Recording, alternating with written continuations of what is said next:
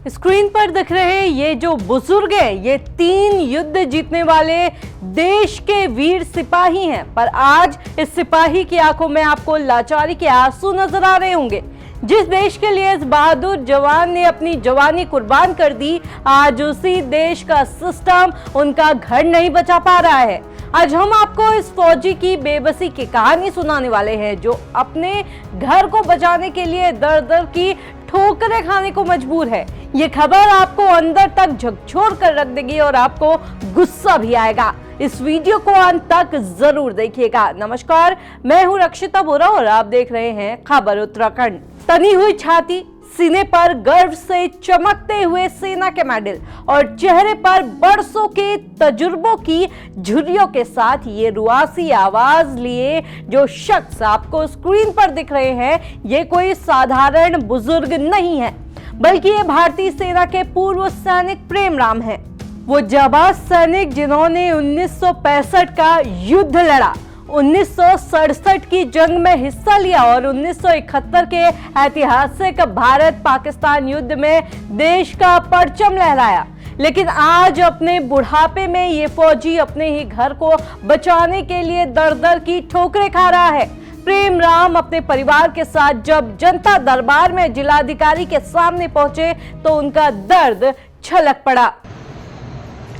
मकान दिख गए, एक भतीजा का मकान जो है पूरा डूब गया है, वो शनाख्ती नहीं है उसका, और खड़िया निकाला, गड्ढे भी पूरे नहीं किए उन्होंने, गड्ढे भी नहीं दबाए। फिर भी 2026 से रिपोर्ट करते रहा है गड्ढे को भरो भरो करिए, फिर भी नहीं भरा उन लोगों ने। अभी आए वो बुलडोजर आया, एक गड्ढा भरा और दूसरा गड्ढा वो भी नहीं भर के गया, और वहाँ से पानी मकान के आगे नीचे खेत में धरा हो, पूरा खेत नीचे से करीब 100 किलोमीटर नीचे जमीन पूरा धस गया है।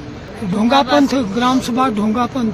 दरअसल प्रेमराम बागेश्वर के कांडा के ढूंगापंथ बास्तोली गांव के रहने वाले हैं। उनके घर के ठीक ऊपर खड़िया की खदान है और इस खदान के चलते उस इलाके में पानी भर रहा है, जिसके चलते जमीन अंदर ही अंदर खोखली होती जा रही है और खिसक रही है।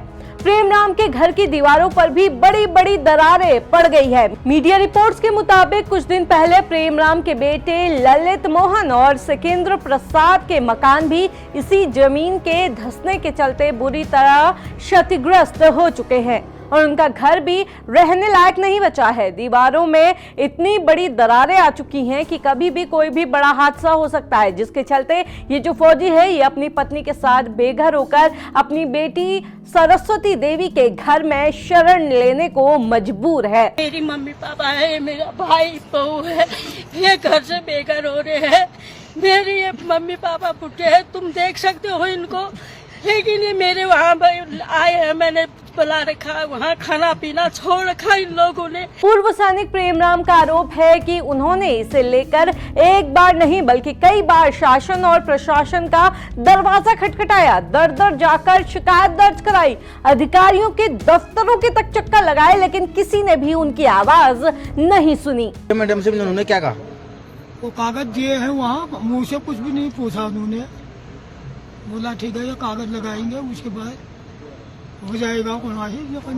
अब जब पानी सिर से ऊपर गुजर गया तो इस फौजी के सब्र का बांध भी टूट गया। जनता दरबार में जिलाधिकारी के सामने खड़े होकर पूर्व सैनिक प्रेमराम ने प्रशासन को अल्टीमेटम दे दिया है कि अगर उनके घर को बचाने के लिए फौरन कोई ठोस कदम नहीं उठाया गया तो वो इसी जिलाधिकारी कार्यालय के अंदर आत्महत्या कर लेंगे।